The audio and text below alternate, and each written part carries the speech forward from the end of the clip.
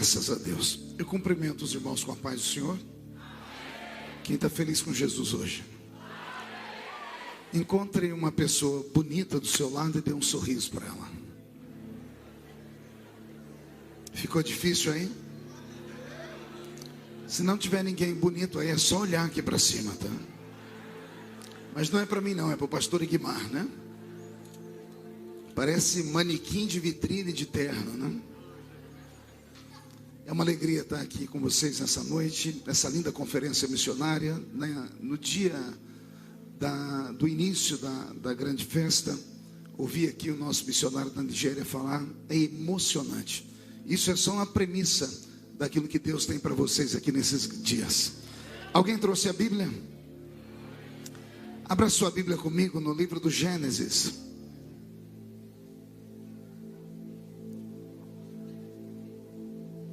Gênesis capítulo de número 37.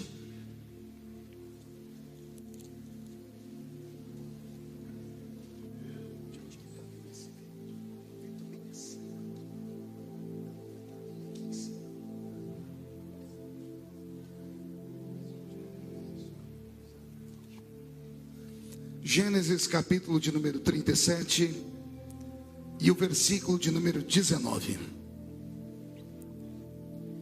Quem encontrou, diga amém. Quem não encontrou, peça socorro. Se alguém gritar socorro, para não achar o livro do Gênesis, tem que orar pela vida da pessoa, né? Está escrito assim: e diziam um ao outro, lá vem o tal sonhador. Vou ler de novo. E diziam um ao outro, lá vem o tal sonhador. Feche a Bíblia, coloque no banco, na cadeira e pegue na mão de um sonhador que está do seu lado. Aperte a mão dele ou dela com carinho, até eles falarem aleluia. Pentecostal que não faz barulho está com defeito de fabricação, não é? Vamos orar? Pai, nós te exaltamos e te glorificamos. E nós entendemos que dentro de alguns minutos, e esta linda igreja ficará pequena para o tamanho da glória que o Senhor vai mandar do alto dos céus. Os que vieram tristes começarão a saltar de alegria.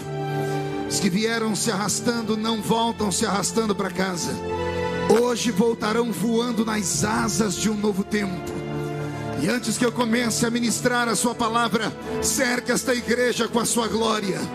E num raio de 5 quilômetros onde houver um demônio alojado, eu dou a esses demônios segundos para sumirem daqui. Porque se não sumirem, serão queimados pelo poder da sua glória, que aqui será derramada. Rasgue o céu sobre o Gama nesta noite. Manda anjos de fogo descerem aqui. Que estes anjos desçam trazendo brasas de fogo nas mãos. Comecem a esparramar essas brasas entre nós. E onde houver um crente cheio do Espírito Santo, pega ele nesta noite, Jesus, e mostra o caminho da verdadeira e poderosa adoração. Fala conosco, fica conosco, agora e sempre é o que eu te peço, em nome de Jesus. E a igreja diz: os que podem, tomem o seu assento aplaudindo a Jesus, porque Ele é bom, porque Ele é maravilhoso.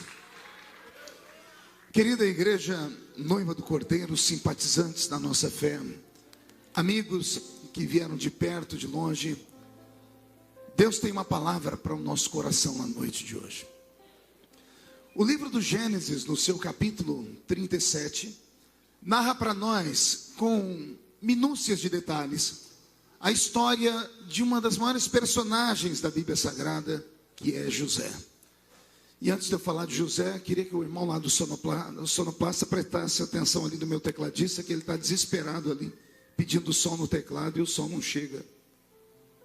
Ah, está chegando, isso, vamos acordar aí, senão o senhor atrapalha todo o andamento aqui. A igreja pode dar um glória a Jesus?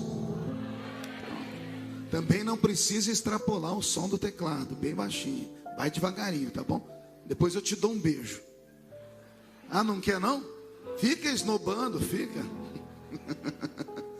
Glória a Deus. Retornando então. O livro do Gênesis, no capítulo 37, narra a história de José. A história de José é conhecida, a história de José é inspiradora, a história de José nos motiva. A história de José mostra que é possível ser rejeitado por tudo e por todos e acolhido por aquele que não faz discriminação de ninguém. Que é possível você sair de dentro de uma cisterna para ocupar o alto poço de uma nação.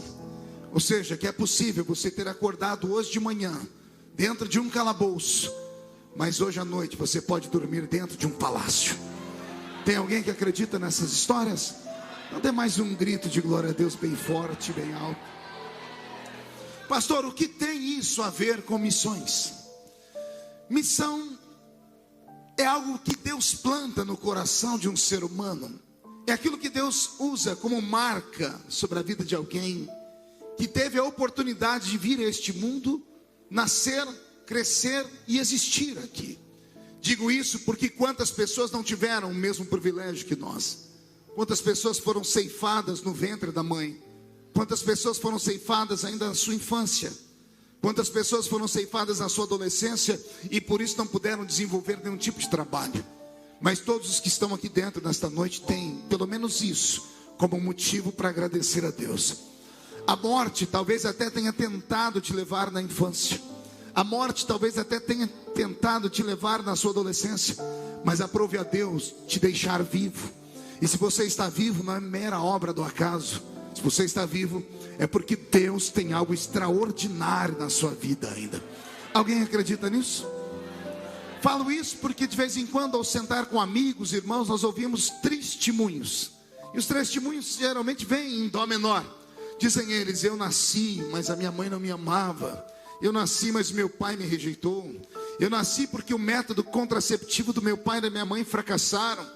Eu nasci porque minha mãe foi estuprada e violentada. Eu sou fruto de um aborto mal feito.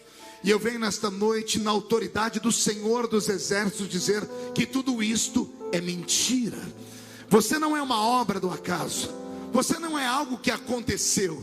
Você é fruto de um projeto que só a eternidade vai revelar onde este projeto vai dar. Se você soubesse quem é que está sentado do seu lado nesse momento de verdade. Eu não estou falando do nome da pessoa, nem como amiga de Facebook, não.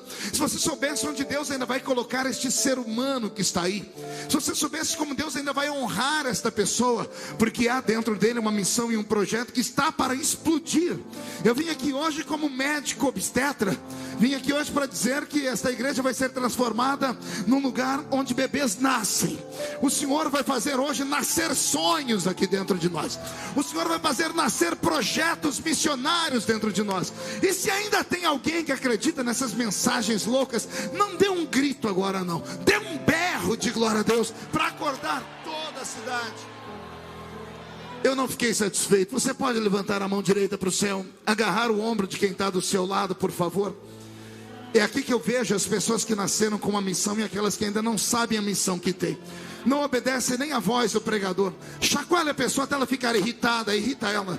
Tira ela do lugar. Diga: Deus te trouxe aqui para isto. Diga: Deus te trouxe aqui para sacudir a sua vida, para sacudir a sua chamada. E só quem tem uma chamada dá um grito para acordar o gama inteiro. Aleluia. Maravilha. Eu sou assembleiano. Sou assembleiano de berço. Cresci em uma igreja possuída pela glória do Senhor. E tive a oportunidade de ver coisas que essa geração talvez nunca mais verá.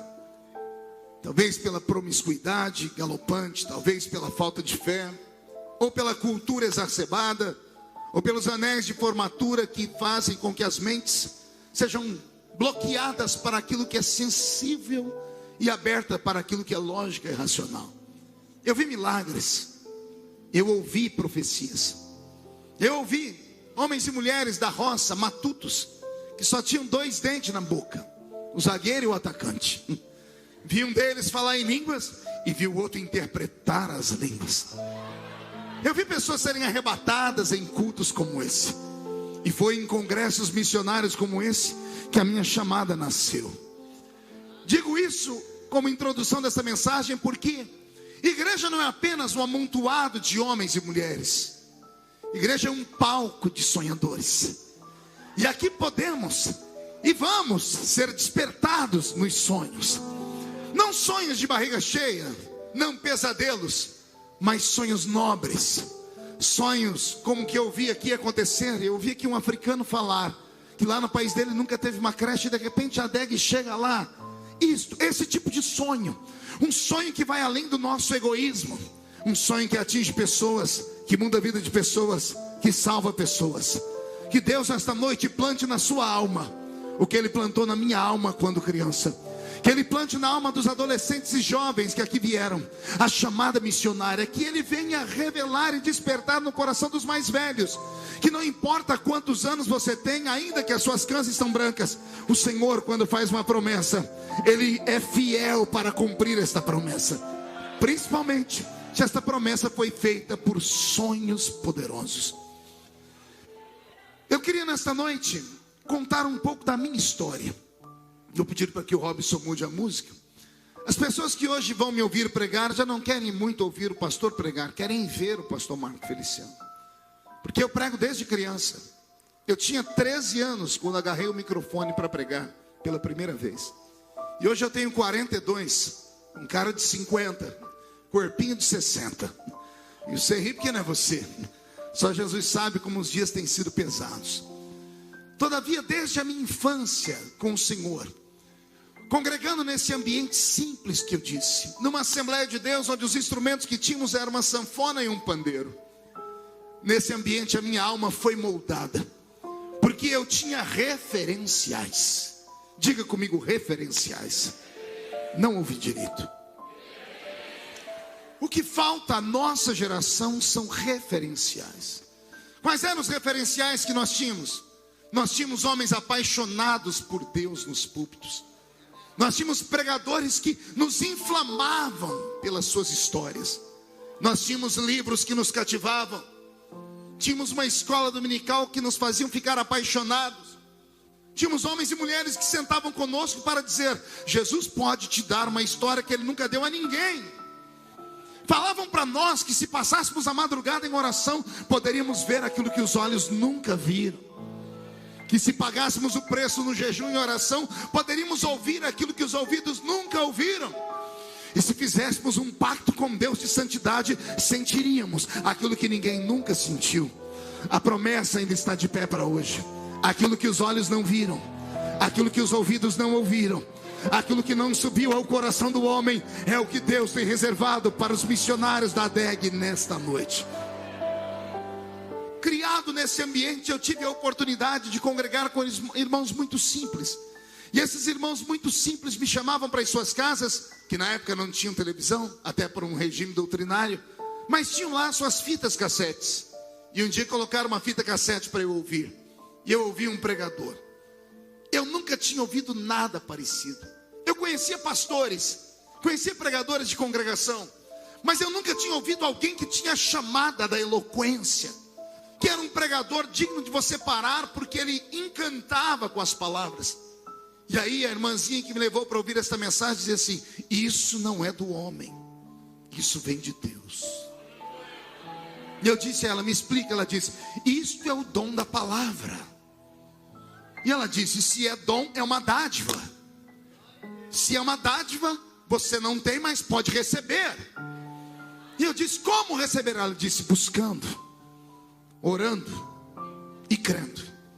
Comecei a buscar mais fitas e fitas, e comecei a me envolver com esses pregadores gritões, com esses pregadores que nos encantam com suas mensagens, com a sua inteligência, com a sua eloquência. E eu falei: Senhor, eu quero ser um deles. E o Senhor então me fez uma promessa em profecia. Alguém acredita em profecia aqui ainda? Ah, como eu gostaria de ouvir uma linda profecia nesta noite, daquela que nos faz arrepiar o corpo todo, e os crentes entrarem em transe na presença de Deus. Faz muito tempo que eu não escuto. Parece que o espírito da profecia está de férias. Mas pois bem, depois de ouvir isso, me aproximei de uma família na minha cidade que conhecia muito essa prática da oração, e comecei a orar com eles. Até que um belo dia um deles disse assim: olha, vai ter uma festa missionária no sul do país. Lá nesta festa missionária acontecem sinais, prodígios e maravilhas. E eu, que até então só ouvia falar, queria ver. E chegou o grande dia desta festa. Isso foi em abril de 1988. Em abril de 1988 eu tive a oportunidade de participar de uma festa semelhante a esta aqui. De um congresso missionário. E eu nunca vi e nem ouvi nada tão forte. Nada tão santo. Descobri naquela festa missionária qual é a missão da igreja. Descobri porque algumas igrejas estão falidas. Descobri porque o Espírito Santo se afasta dos nossos cultos. Porque os nossos cultos foram transformados em teatros. Nossas reuniões foram transformadas em palcos e atores apareceram dentro dela. As pessoas saem de suas casas carregadas de vícios, de pecados, e não mais se arrependem deles. Chegam na igreja, jogam o seu corpo pesado no banco, põem essa desgraça desse chiclete na boca, cruzam os braços e fica mascando, dizendo: vamos ver o que vai acontecer com esse pregador hoje. As pessoas não sabem mais qual é a intenção de uma reunião como essa. A intenção de uma reunião como essa é para termos a memória de que Jesus veio ao mundo, morreu e ressuscitou. Mas ao ressuscitar, Ele deu uma ordem: ide por todo o mundo e pregai o evangelho a toda criatura. Quem crer e for batizado será salvo, mas quem não crer já está condenado. E estes sinais seguirão aos que crerem. Eis aqui o problema dos sinais desaparecendo. Nós não vamos mais ao mundo. O mundo, se quiser ser salvo, tem que entrar dentro da igreja hoje. Se o mundo quiser salvo, ele tem que procurar nos canais de televisão alguém que pregue. Porque desapareceu de dentro de nós a chama missionária, o que impulsiona a igreja, a força motriz da nossa fé. Vivemos uma época de egoísmo espiritual sem tamanho. Os crentes entram na igreja, olham e dizem assim: olha, dependendo do que esse pastor falar, eu saio daqui, não concordo com isso nem com aquilo. Aí tem uma igreja aqui do lado, a pessoa pega e muda para lá. Daqui 3 meses ela sai de lá e vai para outra do outro lado. Daqui 1 ano ela já passou por 15. Aí quando ela não acha uma igreja do jeito dela, ela abre uma igreja para ela. Mas não para ganhar almas, para dividir o trabalho, para pescar os peixinhos doentes. A essência da obra missionária desapareceu. Ah, se Deus pudesse nesta noite trazer aqui grandes homens como Oswald Smith, que já dorme no Senhor. Ah, se pudéssemos ter nessa noite aqui o reverendo Richard Hurbrand, que eu, quando criança, tive a oportunidade de assistir a sua pregação em São Paulo. Um romeno, que quando foi ministrar para nós, sem terno, sem gravata, somente com uma camisa de manga dobrada, milhares de pessoas querendo ouvir o grande missionário da Romênia. E ele, quando foi pregar, disse: irmãos, melhor do que falar, quero pregar com o meu corpo. E ele tira a camisa no púlpito, e as câmeras começam a filmar as marcas do seu corpo, cicatrizes que fariam qualquer um de nós morrer. E ele com o microfone dizer: eu assisti o meu filho de 7 anos ser assassinado na minha frente, porque eu não neguei Jesus como Salvador. Mas se isso já te emocionou, segure o coração aí. Ele diz que quando trouxeram para ele o filho de 7 anos e disseram: você já suportou tudo, já arrancamos as unhas das suas mãos por mais de 20 vezes, já faz 14 anos que você está longe da sua esposa, você perdeu tudo, matamos os membros da sua igreja, mas você não nega a sua fé. Eis aqui a prova final. Trouxeram o filho dele e colocaram um revólver na cabeça da criança e disseram: nega ou matamos. E o reverendo Richard, com o coração apertado, com a voz embargada, disse: eu dobrei meus joelhos e disse: Senhor, isso eu não aguento. E quando ele disse: Senhor, eu não vou suportar, o filhinho dele se soltou do soldado, agarrou ele e disse: papai, não negue Jesus. A gente se encontra logo em uma outra vida. Eram essas mensagens que faziam meu coração queimar e que me deram a base de sustentação da minha chamada hoje. Coisa que já não ouvimos mais. Nossos filhos querem ser parecidos com o Ronaldinho Gaúcho ou com o Messi. Nossas meninas querem ser parecidas com a Débora Seco ou com a Gisele Bündchen. Nossas igrejas se transformaram em verdadeiros espetáculos e nós perdemos a essência da fé. Oxalá nesta noite, o Deus da Bíblia, o Deus da minha vocação, comece a passear no meio desta igreja. E comece pelo seu Espírito a tocar os corações. E que haja um batismo diferente nesta noite. Que haja um batismo de quebrantamento neste lugar.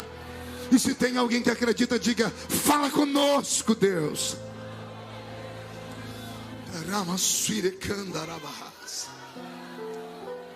Era domingo de manhã, 1988, em abril. Eu sentado naquele imenso ginásio lá atrás, porque não consegui vocação à frente. E um pregador russo pregava, Gregório Cherdzuk. E o pastor Gregório, filho de missionários russos, pregou uma mensagem dura. Nós chamávamos ele de homem da mão de ferro. Pregava duro demais. Mas aquela manhã missionária, ele encantou a igreja. E ele fez um pedido de oferta missionária. Eu era um menino extremamente pobre. Morávamos em 12 pessoas dentro de 2 cômodos. E o dinheiro que eu tinha no bolso naquele dia era para eu fazer o meu último lanche. E eu entreguei aquela oferta. Mas quando terminou aquilo, o pastor Richard disse, o pastor Gregório disse: depois desta oferta, eu quero fazer a maior de todas as ofertas. Quem aqui gostaria de doar a sua vida como oferta missionária? Aquilo acendeu dentro de mim uma paixão. Só que tinha uma multidão na minha frente. Eu saí correndo, mais gente correu comigo. Me derrubaram, eu derrubei os outros. Pisaram em cima de mim. Eu acho que eu pisei em cima dos outros também. Até que eu cheguei perto do púlpito. Eu era muito pequeno, sofria de inanição. Eu fui vazando daqui e dali, até que eu cheguei na entrada do púlpito, de frente àquele russo dos olhos azuis, e me joguei no chão. Só que eu não me sentia à vontade, ajoelhado. Eu deitei no chão. Ele orou por todos nós, mas quando ele estava terminando, ele agachou no púlpito e apontou o dedo para mim e disse: Deus recebeu a oferta de todos, mas Deus recebeu a oferta desse menino.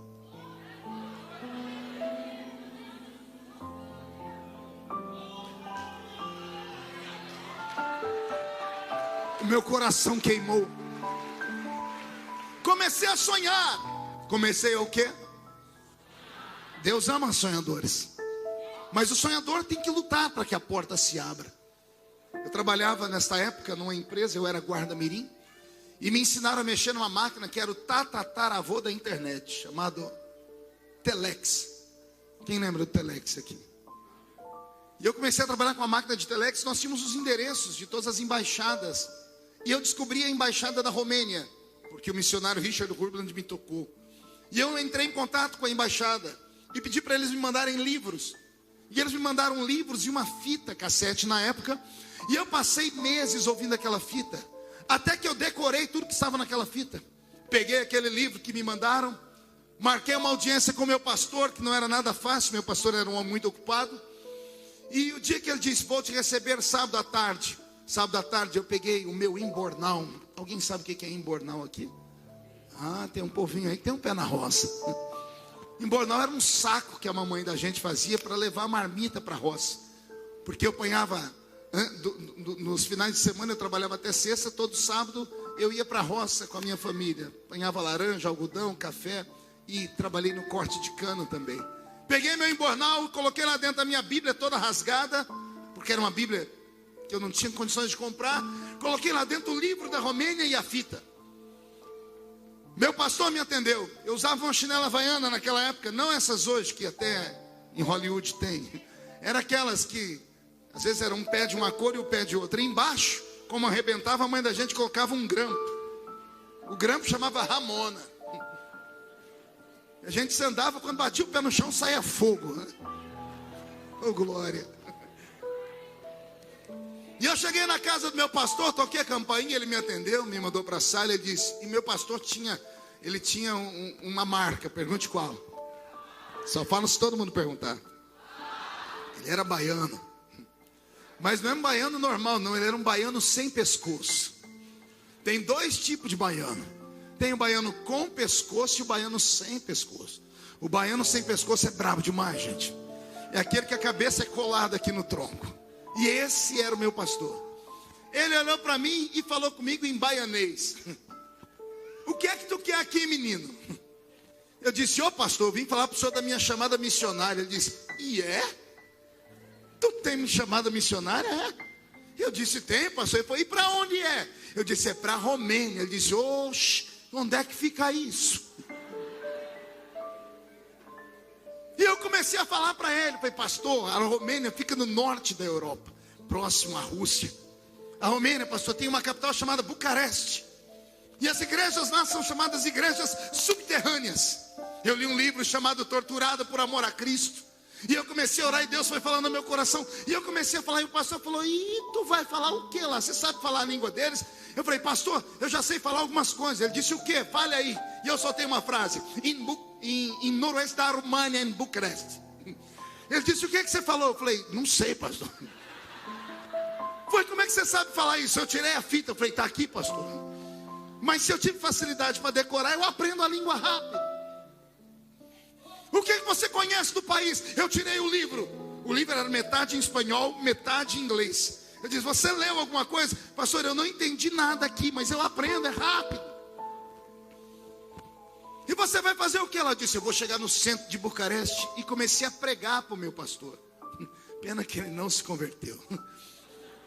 Eu tentei. E eu falei, eu sempre fui muito expansivo desde criança.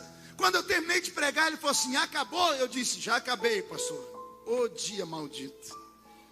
Ele falou assim para mim, menino, sente aí, porque agora você vai ouvir uns pares de verdade. Eu disse, o que é que eu vou ouvir, pastor? Uns pares de verdade. Ele olhou para mim e disse, menino, acorda. Onde você mora? Eu disse, na Vila Tatu. Seu pai é rico? Eu disse, não tenho pai. No meu RG, o nome do meu pai é um tracinho.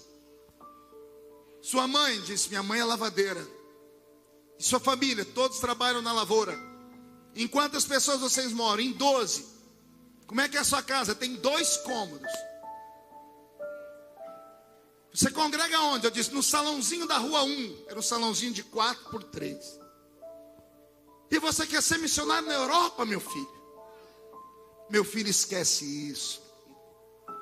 Obra missionária na Europa é para filho de americanos dos olhos azuis, cheios de dólar, com passaporte livre para entrar e sair em qualquer lugar. Você é brasileiro. Você é orlandinho. Você mora num lugar que ninguém nunca ouviu falar. Você não tem pai, sua mãe é lavadeira, você malemar tem dinheiro. Me desenha a sua casa de 2 cômodos, como é que ela é? Ela é forrada? Eu disse, não tem forro não, pastor. E o banheiro? Eu disse, é do lado de fora de casa. O chão é vermelhão. Como é que é a parede? É rebocada com barro. Ele olhou para mim e disse, menino, esquece isso. Você pode ser missionário. Aí eu levantei os olhos. Posso, pastor? Pode, mas na sua rua, na sua escola, no seu trabalho, ganhando os seus vizinhos. E eu comecei a chorar. Ele levantou e disse, eu prefiro ver você chorar agora do que chorar amanhã frustrado, do que amanhã você chamar Deus de mentiroso, você falar que o seu pastor foi mentiroso porque ele te fez uma promessa que nunca vai poder se cumprir. Ele me deu um aperto e disse assim, sonhe, mas sonhe baixo. Sonhe, mas coloque o pé no chão. Ele falou para mim, não conte para ninguém sobre essa conversa. Eu não prometi, por isso que eu estou contando aqui. Ele falou, você vai incendiar a juventude daqui a pouco. Eu tenho um monte de maluco aqui na igreja. Eu saí daquele dia da casa do pastor. Cheguei na minha casinha, estava todo mundo trabalhando ainda. Minha mãe não havia chegado em casa e o restante estavam na roça. O quarto onde nós morávamos, e dormíamos lá em 8 dentro desse quarto, e o restante dos quartos dormiam na cozinha, onde a gente esparramava colchões. Ele tinha uma janela feita de madeira, e a janela era fechada com uma tramela. Isso ninguém conhece. Oxi, vocês conhecem tramela? A minha mãe tinha uma máquina de costura Singer, daquela de pedalar. Isso ninguém conhece também. Eu subia nesta máquina de Singer porque eu era muito pequeno. Como eu disse no início, eu sofri de inanição. Eu não conseguia atingir o parapeito da janela. Então eu subi em cima dessa máquina, e ali era o meu ponto de encontro com Deus. Coisa de crente novo convertido maluco. Eu li na Bíblia que Abraão tinha um carvalhais de Manre, que Gideão tinha um ponto de encontro com Deus. Todo mundo tinha um lugar, eu falei, eu também vou arrumar o meu. O meu é em cima dessa máquina, olhando para o pasto. Porque quando eu abri aquela janela, ela dava para o meio de um pasto. E os meus únicos assistentes ali eram um boi, uma vaca, um cavalo que passava por ali de vez em quando. Naquele dia, eu fiz um ato de loucura, ou de fé, depende de quem escuta. Eu peguei minha Bíblia rasgada e abri ela em Isaías capítulo 6, versículo 8. Onde o Senhor pergunta, e agora a quem enviarei? Quem há de ir por nós? E o profeta responde, eis-me aqui, envia-me a mim. Eu mostrei para Deus esse texto, só que o texto não existia mais. Quer perguntar por quê? Só se todo mundo perguntar. Eu chorava em cima desse versículo. Eu pegava minhas lágrimas e marcava ele, até que rasgou a Bíblia. Não tinha mais ele, só tinha o lugar dele. Era para provar a Deus que eu tinha paixão por almas, que eu queria ser alguém, que eu queria dar sentido à vida das pessoas. Missionário não é um vagabundo como dizem. Missionário é um vendedor de sonhos, é um entregador de esperança, é o oxigênio que falta para aqueles que estão quase morrendo asfixiados. Isso é o missionário. E eu falei, Deus, por que o Senhor não deixou escrito aqui que tinha que ser rico? Porque o Senhor não disse aqui que tinha que ser filho de homens ricos? O Senhor só perguntou a quem enviarei, porque o Senhor não acrescentou, só posso enviar gente rica, que tem dinheiro, que mora em grandes centros, que sejam filhos de pastores, presidentes de ministérios grandes. Por que o Senhor não deixou isso escrito aqui? E eu comecei a chorar. O que eu vou falar agora não é para qualquer um ouvir, não. É só para quem é espiritual. O céu fechou. Soprou um vento tão forte, as nuvens começaram a rolar, ficou tudo cinza de repente. Começou a dar trovoadas, relâmpagos, e começou a chover. Quando eu senti o vento trazer a chuva, eu desci da máquina. Quando eu fui fechar a janela, eu ouvi um grito do meio dos trovões. E o grito disse assim: eu não preciso de dinheiro. Eu não preciso de passaporte. Eu só preciso de um sonhador. E eu vou repetir. O Senhor disse para mim naquele dia: não preciso de dinheiro de homens, não preciso de passaporte. Ou seja, eu independo da terra. Mas se eu encontrar alguém que sonha, alguém que deseja, alguém que quer, eu posso dar a este homem, a esta mulher, aquilo que homens não podem dar. O Senhor me trouxe nesta noite de quinta-feira aqui no início desta conferência missionária para dizer a você que Ele independe do seu dinheiro, Ele independe das pessoas abrirem a porta ou não. O seu coração tem que bater forte, os seus joelhos têm que tremerem, os seus olhos têm que marejar em lágrimas, porque se houver alguém aqui que tem sonhos, meu Deus te levará até os seus sonhos, nas asas do vento. Tem alguém que tem sonhos aqui? São sonhos grandes. Você estaria disposto a morrer pelo seu sonho? Estaria disposto a enfrentar tudo e todos pelo seu sonho? Ou você é daqueles que se acomodou com o ministério, com a convenção, com o saláriozinho que te dão, e por causa disso rompeu com os seus sonhos, sepultou eles? Ou você é como aqueles que, mesmo tendo sonhos e promessas de Deus, se embrenharam por uma vida natural nesta terra, se formaram, têm anéis de formatura no dedo, e de vez em quando se pega chorando de madrugada, e olha e diz assim: mas eu tenho tudo, eu tenho casa, eu tenho emprego, eu tenho dinheiro, eu tenho família. O que é esse vazio aqui dentro? Vou te contar o que é este vazio. Este vazio foi provocado por você. Num culto missionário, atingido por uma emoção ou pelo Espírito Santo, você disse: Deus, eis-me aqui. Parece que ninguém tinha ouvido, não é? Parece que ninguém escutou. Jesus, quando esteve nessa terra, fez uma única reclamação. Ele disse assim: a seara é grande, E são poucos? Quando Deus pega alguém dizendo, eis-me aqui, Ele anota em um livro. Deus não entende como uma brincadeira. Deus não entende como uma emoção. Ele anotou em algum lugar lá o dia, a hora e o minuto que você disse, eis-me aqui, conta comigo. E você estava disposto. Mas de repente você teve a infelicidade de congregar num ambiente cheio de coveiros espirituais. Aqui no Gama não tem, em Brasília não tem, só tem na minha cidade isso. Homens e mulheres que estão na igreja e perderam os seus sonhos e não querem que ninguém mais sonhe. Homens e mulheres que vivem de perseguir os outros que têm uma vocação. Que sentam com você e dizem assim, ei, calma, vai devagar. Eu já fui como você, eu já fui assim também. Esses coveiros matam os sonhos, sepultam os projetos. Deus me trouxe nessa noite aqui para te dar uma palavra. Se afaste deles. Reveja os seus amigos. Reveja as pessoas que te aconselham. Não sente perto dessas pessoas depressivas que nós temos na igreja. Pastor, como é que eu vejo uma pessoa depressiva? É simples, você está numa Assembleia de Deus, num culto pentecostal, e a pessoa não abriu a boca nem para respirar, comece a ter dúvidas. Não, pastor, é que eu não sou mais menino. Quando eu era menino eu gritava por qualquer coisa. Até quando falava que alguém morria eu dava glória a Deus. Agora eu sou maduro. Maduro nada. Você está enferrujado. Os seus sonhos não aconteceram. E você não quer que o sonho de ninguém aconteça. Pois eu estou aqui hoje para despertar uma geração de sonhadores. Eu quero que Deus levante no nosso meio malucos. Eu quero que Deus levante meninos e meninas loucas. Você não está entendendo? Eu vou falar de novo.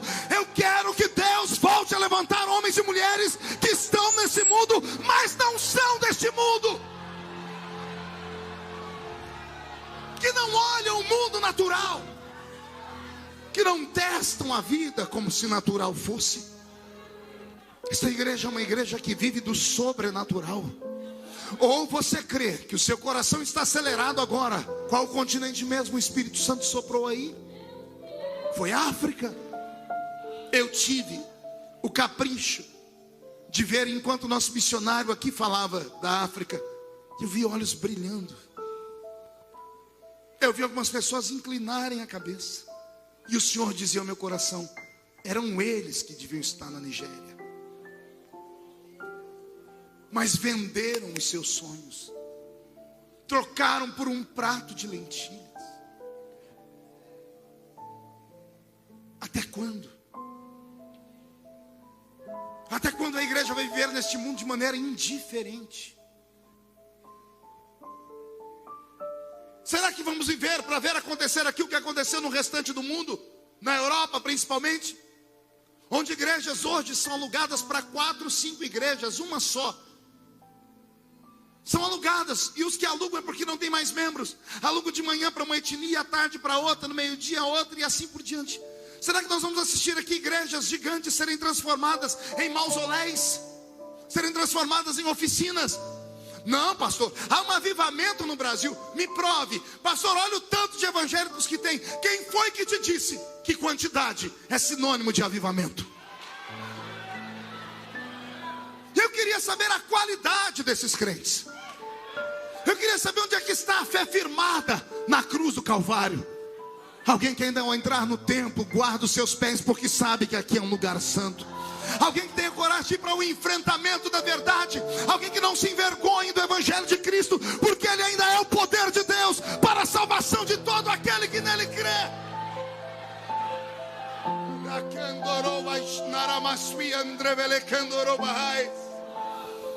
Onde estão os crentes que oram em línguas? Cadê os corais de línguas estranhas? Cadê os homens e mulheres que ainda podem cantar? Vejo um homem de branco dentro da congregação. Esse homem é o Filho de Deus. Onde estão aqueles crentes que ao entrarem por aquela porta esquecem seu anel de formatura, esquecem sua posição no mundo, esquecem o carro importado que está lá fora, e ao entrar aqui dentro vive o sobrenatural, o misticismo da fé? Ou você esqueceu disso? Ou você esqueceu que essa igreja foi fundamentada no alicerce de homens e mulheres que não sabiam ler nem escrever, mas que quando corrompiam seus joelhos no chão, faziam Deus ficar de pé no trono para trazer a nós as respostas?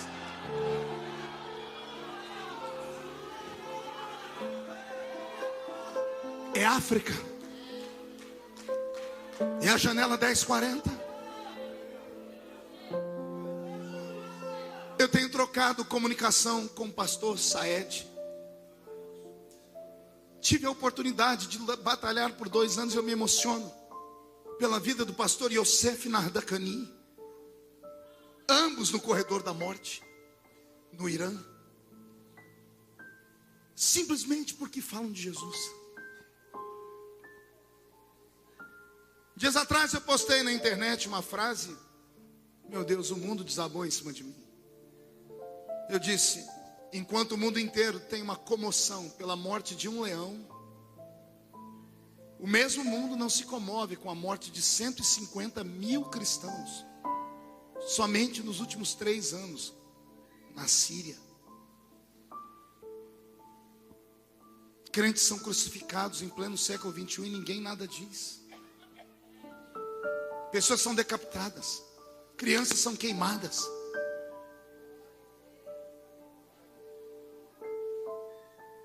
Onde está a força missionária? Onde está a revolução da fé? Aquilo que os americanos fizeram na década de 50, 60, eles impregnaram o mundo com o evangelho, por isso se tornaram a maior potência do mundo. E hoje o mesmo país que mandou missionários cerceia direitos de missionários pregarem. Até quando?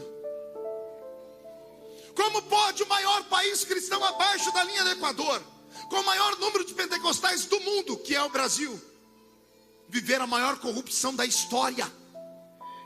Pela Bíblia Sagrada, o avivamento, quando ele chega, a corrupção vai embora, os reinos são trocados, há uma pureza, a saúde.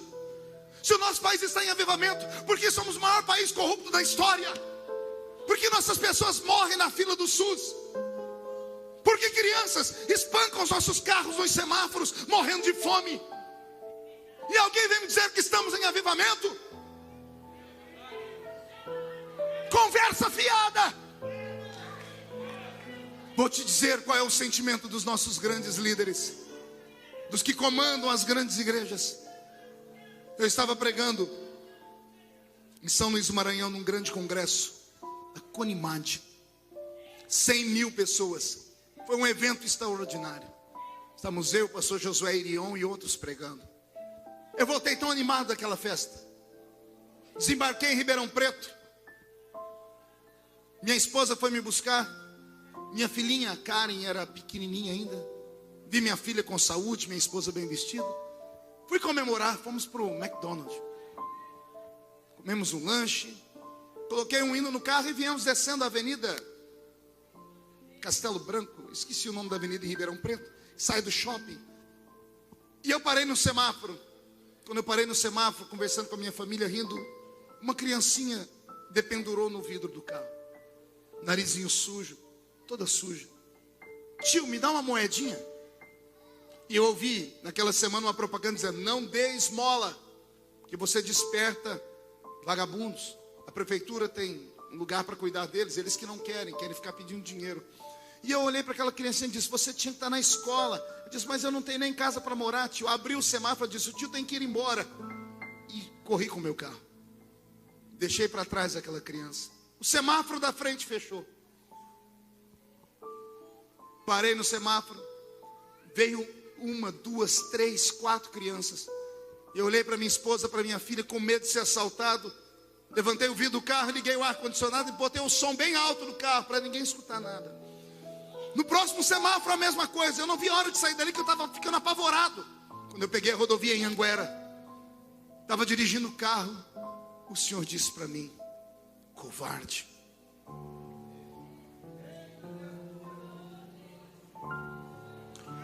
E eu olhei para o céu, achei que era uma voz minha, continuei dirigindo. Aí entrou a voz de novo, mas dessa vez ela gritou: eu tive fome e não me destes de comer. Eu tive sede e você não me deu de beber. Eu estive nu e você não me vestiu. Eu fiz a A pergunta: quando eu fiz isso, Jesus? Jesus disse: ali atrás.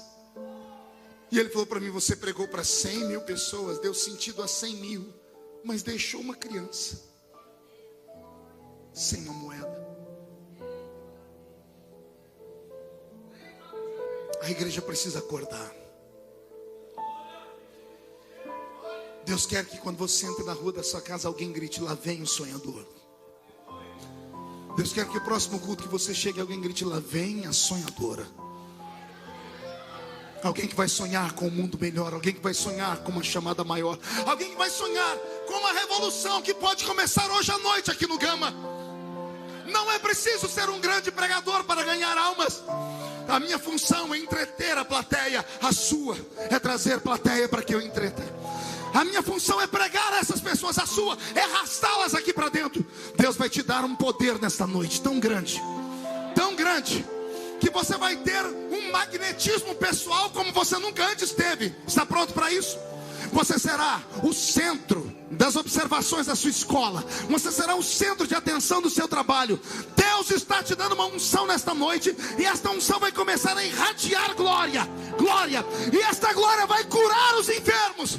E nós então faremos com que a volta de Jesus se apresse.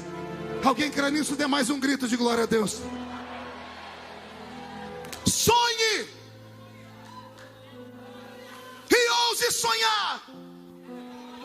Você nunca irá além dos seus sonhos. O homem é aquilo que o homem sonha. Onde a sua mente te leva, é lá que você pode chegar. Se você ficar olhando para os obstáculos crescerão diante de você. Se você parar para ouvir derrotados, os derrotados terão você na fila deles daqui uns dias. Você será o próximo.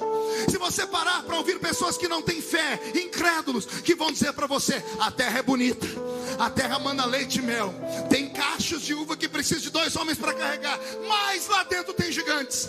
E os gigantes são tão grandes que nós somos parecidos como um gafanhoto perto deles. Se você acreditar nesses, você vai ver a terra, mas não vai experimentar nela. Mas que Deus levante entre nós alguém que grite hoje: ei, pera lá, tem gigante sim, mas quem prometeu a terra é maior do que eles.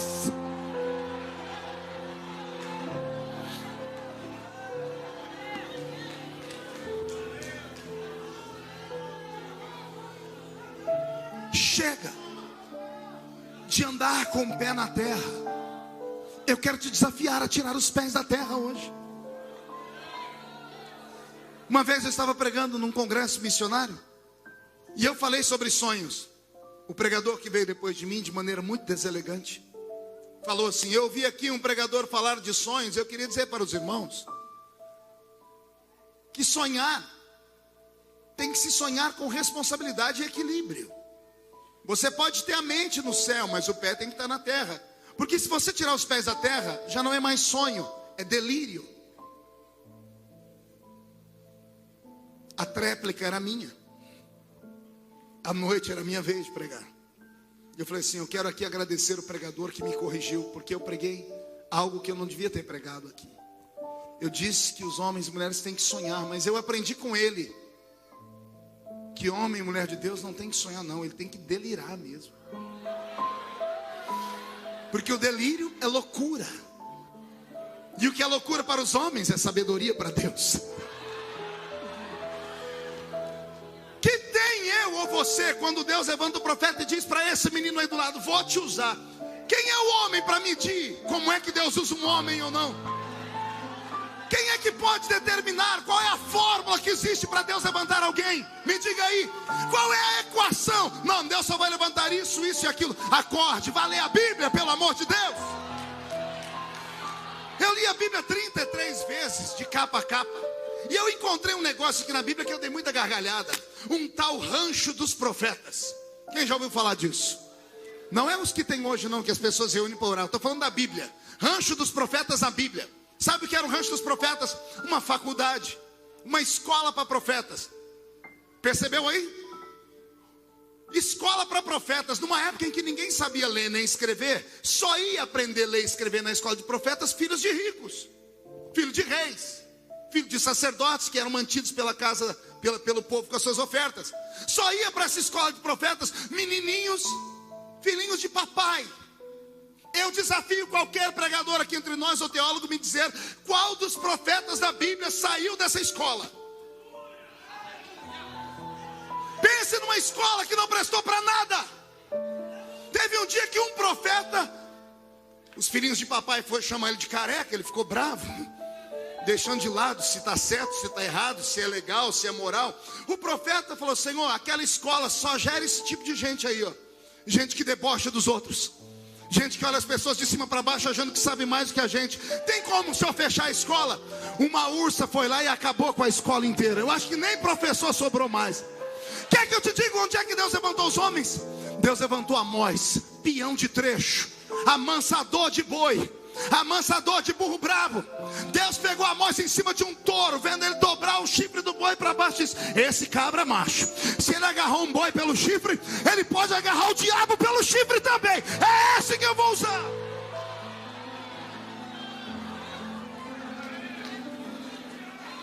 Tem um que está trabalhando na padaria. Trabalhando aonde? A cotovela do seu irmão, diga: você sabe qual é o horário que o padeiro mais trabalha? É quando está todo mundo dormindo. O padeiro tem uma profissão nobre. Ele mata o sono dele para fazer comida para aqueles que vão acordar de manhã terem força para o trabalho. Deus pegou um homem amassando a massa dentro de uma padaria de madrugada. O nome dele era Oséias. Se esse camarada passa a madrugada fazendo pão para o meu povo, ele não vai negar o pão que eu tenho para dar ao meu povo. É assim que Deus levanta. Deus não fica levantando homenzinhos e mulheres pela aparência. Ainda bem que Deus não usa ninguém pela aparência. Se Deus usasse alguém pela aparência, eu e você seríamos o último da fila. Deus não usa as pessoas pelo intelecto. Deus não pode usar uma pessoa cheia de si. Ele quer pessoas vazias, porque aí eles podem serem cheios dele. Deus quer te dar aquilo que ele nunca deu a ninguém. Mas pelo amor de Deus, reage. Reage. Reage como, pastor? Lute pelos seus sonhos. Faz os seus sonhos se materializarem na sua mente. Procure conhecer. Siga os passos. Ora, todas as vezes que eu termino um culto, muitas pessoas, muitos jovens, até obreiros dizem: como é que eu faço para chegar onde o Senhor chegou? A resposta é tão simples. Quero chegar onde eu cheguei? Passe por onde eu passei. Faça o que eu fiz. Mas o preço é alto.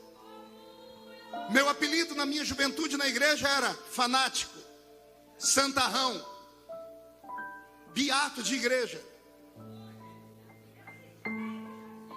Era assim o meu apelido, porque todo lugar que eu chegava, meu apelido era espalha-rodinhas. Todos os jovens estavam perto, iam saindo um por um e me deixavam sozinho, porque eu só falava de Deus. Eu só falava de missões. A Bíblia diz que a boca fala daquilo que o coração está cheio. Meus amigos queriam azarar as meninas. Meus amigos queriam ir domingo à tarde jogar bola. Outros queriam ir para o shopping. As meninas tinham lá suas vaidades. Mas eu era movido pelo Senhor a buscá-lo. Uma vez eu subi a montanha para orar de madrugada, chorando porque eu não tinha amigos na igreja. E é muito duro você ser sozinho no ambiente. Eu disse: Deus, por que eu não posso ser igual a eles? Descolado igual a eles? Porque eu não posso ser como esses meninos e meninas que eles são queridos por todos, são famosos no nosso meio. Por que eu não posso ser como eles? E o Senhor falou comigo: porque um dia eles vão querer ser como você. O que não custa nada também não vale nada. Anote aí: o que não custa nada não vale nada. Receber o ministério de qualquer forma, amanhã você vai perder ele. Mas ser provado, testado, sangrado, perseguido, humilhado, jogado debaixo dos pés dos outros, ser chamado disso ou daquilo, isso vai te dar forças. Você só tem duas coisas a fazer com as perseguições que você sofre: ou você transforma elas em chapéu, ou você transforma elas em tapete. Se transformar sobre chapéu, vai pesar sobre a sua cabeça e você nunca vai olhar para cima. Se transformar em tapete, você vai limpar os pés em cima disso e vai se projetar para cima. Quem aqui tem uma vocação divina, dá um berro para acordar a cidade toda.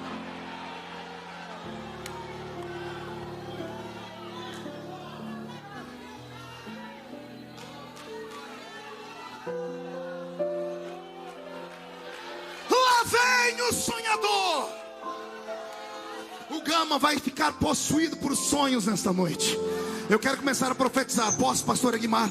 Mamãe, em nome de Jesus, não se apavore nessa madrugada. Sua filha vai te acordar aos soluços e aos choros. Eu sei que a senhora já é acostumada. Sua menina sempre chora por causa do namorado, do noivo, depressiva, angustiada, com problema de imagem. Ela tem distorção de imagem, ela se acha feia, ela quer ser parecida com a Barbie. Tem um monte de problemas. Todas as noites a senhora vai lá para confortar a menina porque ela chora. Esta noite a menina vai chorar também. Mas ao entrar no quarto dela, não se assuste. Ela não vai estar agarrada a uma fotografia de um namorado, nem um pedaço de roupa. Não estará agarrada a um travesseiro. Ela estará ajoelhada no canto da cama. E ela vai estar gritando: Deus, me dá as nações por herança. Alguma mãe acredita nisso aqui? Então pega a profecia, senhora. O seu filho será uma bênção. O seu filho será usado, será um dos últimos pregadores antes da volta de Jesus. Eu estou profetizando. Pega a palavra. O seu filho será o maior pregador do Brasil. Deus vai levantar ele ou ela como missionários. E não duvide. Sonhe. O que te separa dos animais irracionais é isso. Animais irracionais agem por instinto. Nós somos imagem e semelhança de Deus. Ser imagem e semelhança de Deus é um poder que nem nós sabemos o que é. Quando o homem comeu do fruto do conhecimento do bem e do mal, Deus deu um grito no Éden de desespero. Você lembra do grito de Deus? Eis que o homem agora é como um de nós. Você não entendeu? Deus estava se referindo a ele, ao Filho, ao Espírito e aos anjos. Eis que o homem agora é como um de nós. Você não é normal. Se você soubesse quem você é, você não estaria me olhando com essa cara feia, parecendo que foi batizada num pote de vinagre. Nem com esse olho seco, parecendo olho de sapo que morreu no dia de enchente. Segura aí. Também não estaria em silêncio com essa boca de aço, essa boca de ferro, esse queixo de concreto. Você estaria adorando a Deus.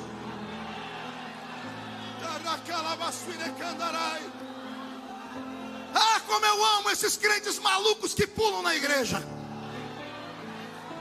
É desse mato aí que sai a lebre que ninguém espera. Anote o que eu vou dizer. Quem viver verá, para Deus colocar a mão dele sobre a sua vida e você ser ainda o maior missionário deste século. Quem pega essa profecia? Quem pega? Pega, põe no coração. Dá um grito, dá um grito, dá um grito, dá mais um grito, dá um grito.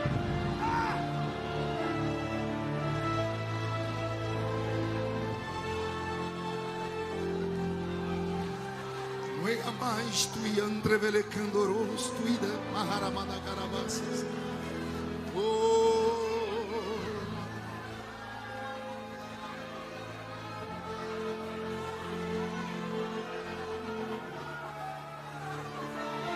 Olhe para mim.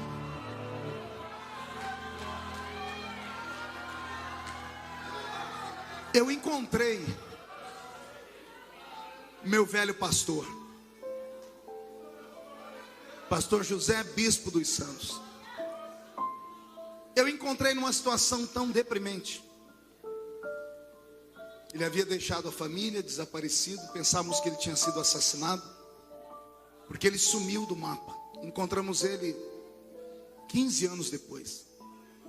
Estava pregando em Paranaguá, no Paraná, e alguém me procurou no fim do culto dizendo que tinha um velho que morava naquelas ilhas, que dizia que tinha me pastoreado, e ninguém acreditava nele. Quando alguém me falou o nome dele, eu disse: você tem como me levar até a casa dele? A pessoa falou: mas já é meia-noite. Eu falei: eu quero ir lá agora. Entramos numa voadeirinha, uma lanchazinha, atravessamos um braço do mar. Fui na ilha, 1h da manhã, estou batendo na porta de uma casa. Quando a porta abriu, aquele pastor que era tão grande para mim, porque eu era muito pequeno, agora eu olhei para baixo para falar com ele. Ele me olhou e tomou um susto. Marco, é você? Eu disse: sou eu, meu pastor. E ele disse: eu não sou mais pastor. Ele caiu de joelhos no chão, Igmar. Ele teve um choro compulsivo. Eu ajoelhei do lado dele e disse: meu pastor, se levanta. Entrei dentro da casa dele. Ele falou: deixa eu te mostrar uma coisa. Ele abriu uma gaveta. Dentro da gaveta, um monte de fita cassete minha. Ele disse: tudo que é seu, onde eu acho, eu compro. Eu falo: ninguém acredita que eu te conheço. Ah, Marco, porque eu não acreditei na sua chamada, filho?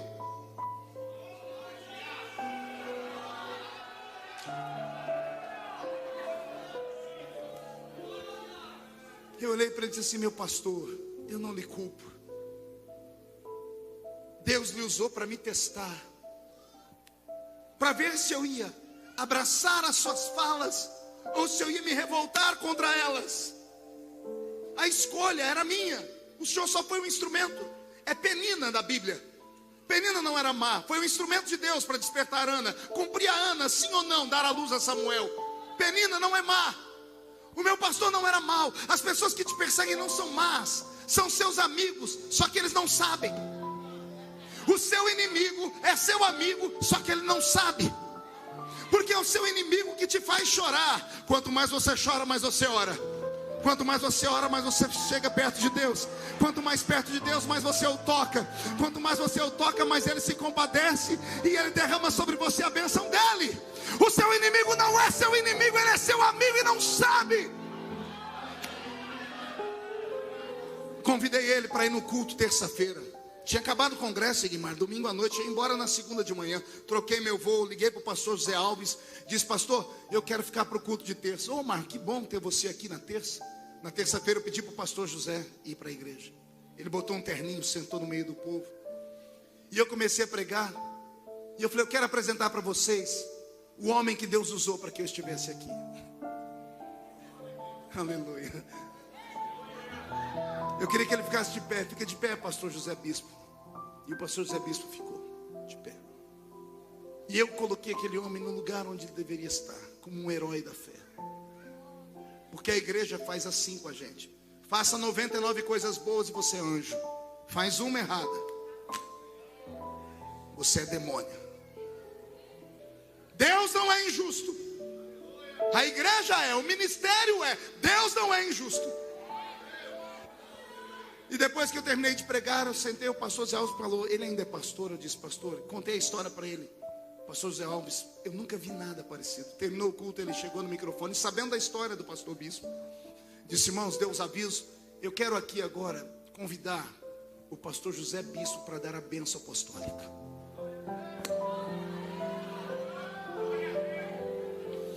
"20 anos sem subir num púlpito." Aleluia. O velhinho pegou o púlpito tremendo. Ele disse: pastor, só tem certeza? Pastor José Alves disse: certeza, dê a bênção apostólica.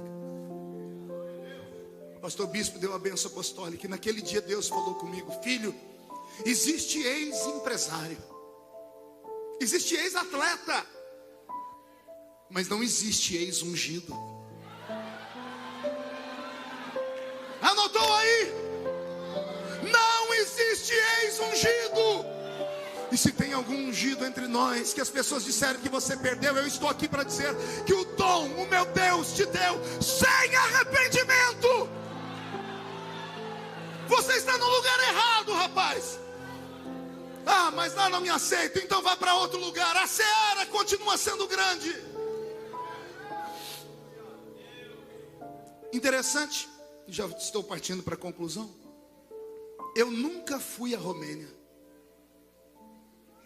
Já preguei em 73 países, 3.800 e poucas cidades do Brasil. Eu tenho mais de 20 milhões de DVDs esparramados em inglês, espanhol e português. Escrevi 18 livros, uma enciclopédia. Meu site é um dos mais visitados do Brasil. Minha página no Facebook tem 3 milhões de seguidores. Sou muito conhecido. Mas eu nunca fui à Romênia. E não foi por falta de convite. Ouviram as histórias, o CD chegou lá. Já me convidaram, eu nunca consegui me articular para ir, não tive tempo. Mas há 2 anos atrás eu estava em Jerusalém pregando. Fiz um batismo de 140 pessoas no Rio Jordão. E quando eu terminei o batismo no Jordão, todos de pé, quando eu fui orar para encerrar aquele culto, Aproximou-se do rio perto de mim 3 gigantes, 2 homens e uma mulher, nenhum deles com menos de 1,90 m, polacos, olhos azuis, e eles usavam roupa de batismo branca, só que aqui no peito deles estava desenhada a imagem de Maria. E eles chegaram falando comigo em inglês, perguntaram se eu podia batizá-los. A igreja toda olhou para mim, eu interpretei para eles querem ser batizados. Todo mundo olhou para a camisa deles, para a bata que estava desenhada Maria. E eu fiz com eles a pregação de Filipe. Conhecem Jesus? Conhecemos.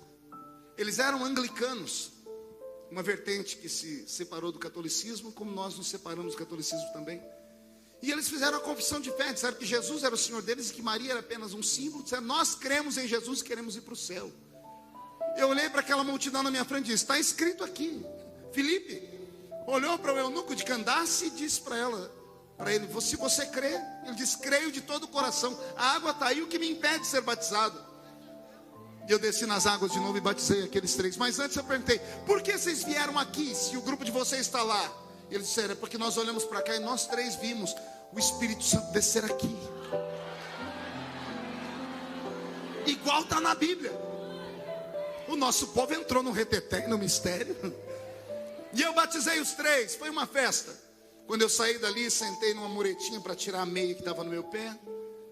Um dos gigantes chegou perto de mim e disse assim, quando o senhor for à Romênia, vai visitar a nossa igreja?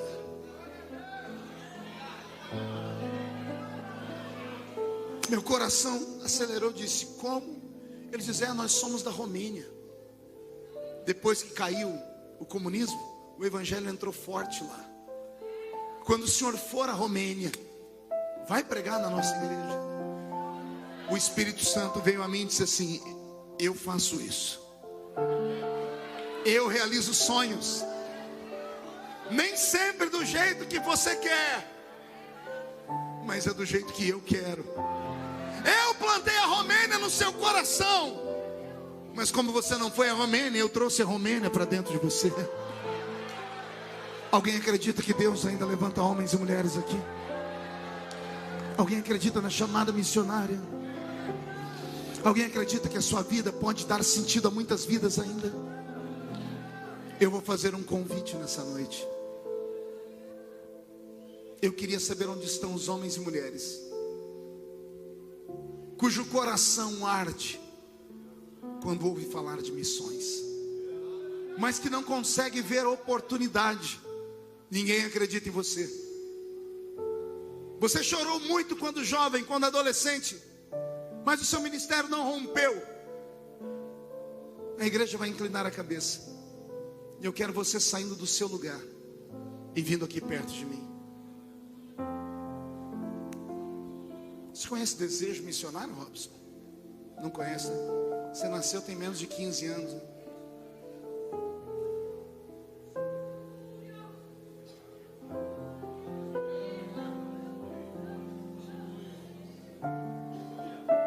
Aleluia. Que coisa linda ver minhas irmãs de cabelos brancos virem à frente orando.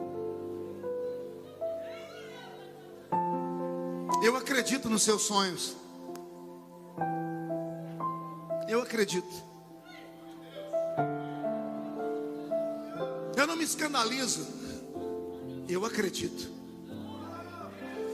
Eu acredito porque sou uma prova viva de que Deus entra numa vila e pega um menino sem experiência, sem dinheiro,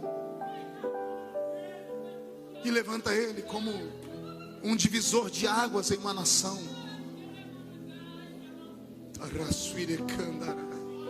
A igreja toda de pé. Vocês são uma raridade para Deus.